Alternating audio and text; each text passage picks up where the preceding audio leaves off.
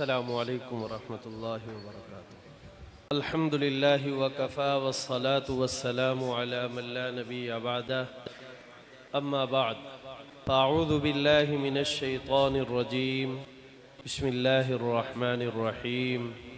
یا داود انا جعلناک خلیفہ۔ وقال النبی صلی اللہ علیہ وسلم علماء امتی کانبیاء بنی اسرائیل۔ وقال علیہ الصلاة والسلام كانت بنو اسرائیل تسوسهم الانبیاء، او کما قال علیہ الصلاة والسلام۔ صدق اللہ العظیم وصدق رسولہ النبی الکریم الامین، ونحن على ذلك من الشاہدین والشاکرین والحمد للہ رب العالمین۔ میرے انتہائی واجب الاحترام حضرات علماء کرام اور شہر سے دیگر علاقوں سے تشریف لانے والے مہمانان گرامی،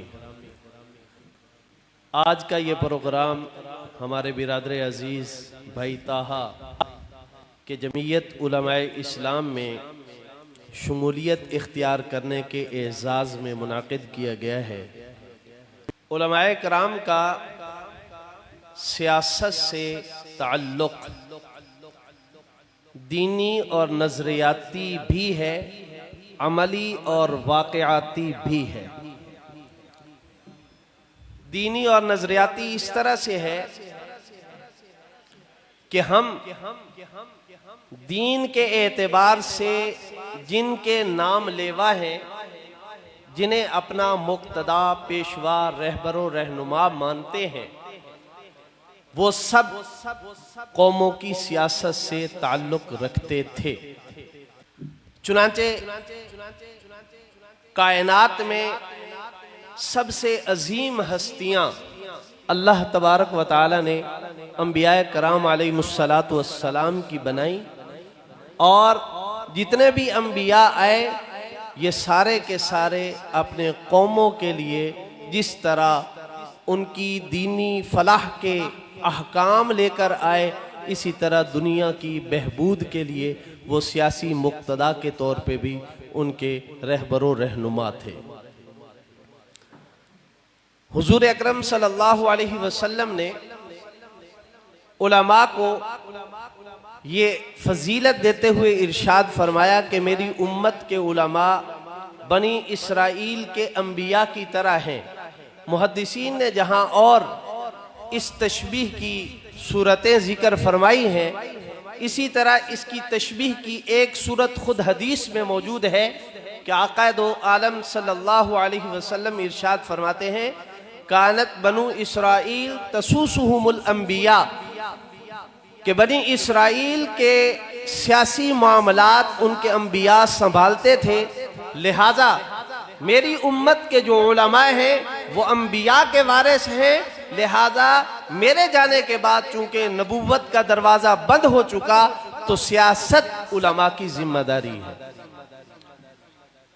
یہ الگ المیہ ہے کہ اس زمانے میں یہ کہا جاتا ہے کہ علماء کا سیاست سے کیا کام، اور قوم اس پہ بہت اچھی طرح راضی ہونے کے لیے تیار ہے، ہمیں عزت دینے کے لیے تیار ہے کہ ایک مولوی مسجد کی چار دیواری تک محدود رہے، نماز، روزہ، حج، زکوٰۃ احکام بتاتا رہے، کرتا رہے، اخلاقیات پہ درس دیتا رہے، یہ سارے ہم سے راضی رہیں گے۔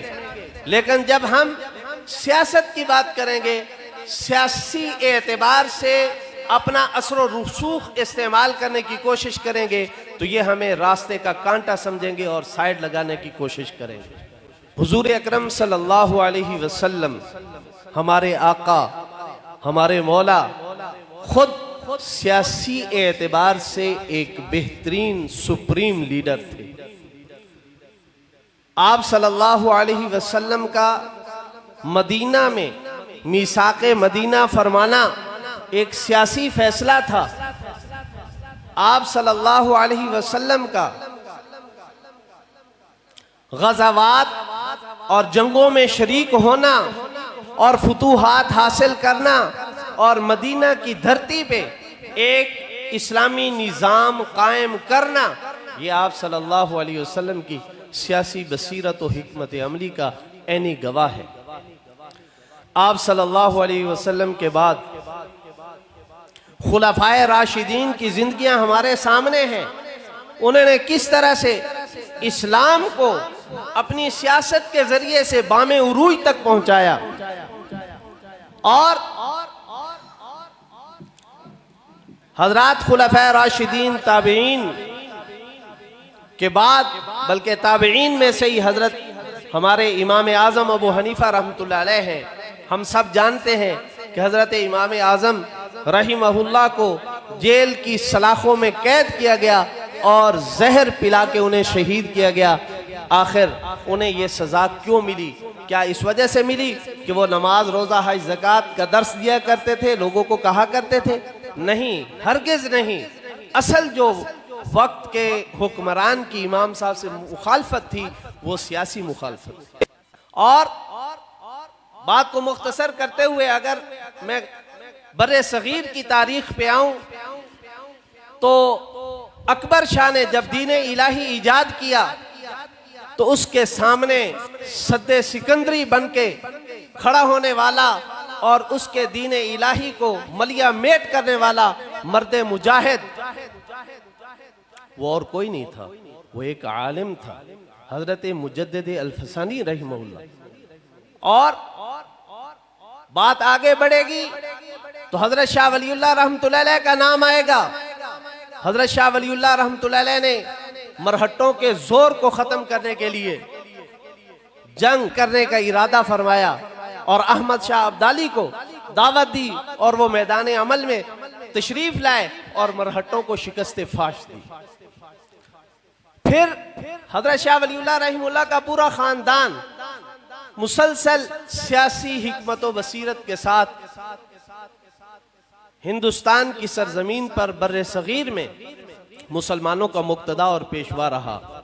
جب انگریز نے یہاں ایسٹ انڈیا کمپنی کے ذریعے سے ہماری تجارتوں پر اور ہماری معیشت پر، بلکہ ہماری حکومت پر بھی قبضہ کر لیا اور قانون اپنی مرضی کا بنانے لگے، تو حضرت شاہ عبدالعزیز رحمہ اللہ وہ شخص تھے جنہوں نے ہندوستان کے بارے میں یہ فتویٰ ارشاد فرمایا کہ ہندوستان دارالحرب ہے۔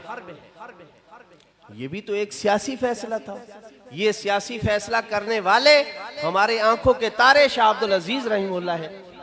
اور پھر تحریک آزادی کا نام ہم لیتے ہیں تو تحریک آزادی کی تاریخ کو جب ہم پڑھیں گے تو ہمیں بے شمار علماء نظر آئیں گے جنہوں نے یہ تحریک بپا کی، اور تحریک ریشمی رومال حضرت شیخ الہند رحمہ اللہ کی نافذ کردہ تاریخ تھی۔ تحریک پاکستان کو لے لیں تو اس تحریک میں بھی یہ حقیقت ہے کہ مسلم لیگ کے ساتھ اگر ہمارے اکابر کی سرپرستی شامل حال نہ ہوتی تو پاکستان کا یہ حلیہ ہرگز نہ ہوتا۔ تاریخ کی کتابوں میں درج ہے کہ صوبہ سرحد اور سلہٹ کے اندر مسلم لیگ کی جو کامیابی ہے یہ حضرت مولانا شبیر احمد عثمانی رحمہ اللہ اور حضرت مولانا ظفر احمد عثمانی رحمہ اللہ کی محنتوں کا ثمر ہے۔ پھر پاکستان بڑھنے کے بعد قرارداد مقاصد پیش کرنے کی ضرورت پیش آئی، اور اس میں نمایاں کردار حضرت علامہ شبیر احمد عثمانی رحمہ اللہ کا نظر آتا ہے۔ غرضے کہ پاکستان بڑھنے سے پہلے سے لے کر پاکستان بڑھنے تک، بلکہ آج تک بر صغیر کے اندر بالخصوص اور پوری دنیا کے اندر بالعموم جہاں بھی سیاست ہے آپ کو علماء کا کردار ضرور نظر آئے گا۔ ہمیں صرف اپنی مسجد محراب تک محدود ہو کر رہنا نہیں ہے۔ جس طرح ہم انبیاء کے اخلاقیات میں وارث ہیں، انبیاء کے ہم اعمال میں وارث ہیں، اسی طرح سے سیاسیات میں بھی ہم انبیاء کے وارث ہیں۔ اللہ تبارک و تعالی ہمیں سیاست میں آ کر اپنا کردار نبھانے کی اور قوم کو صحیح نہج پہ لانے کی توفیق عطا فرمائے۔ انہی کلمات کے ساتھ اجازت چاہتا ہوں۔ وآخر دعوانا الحمد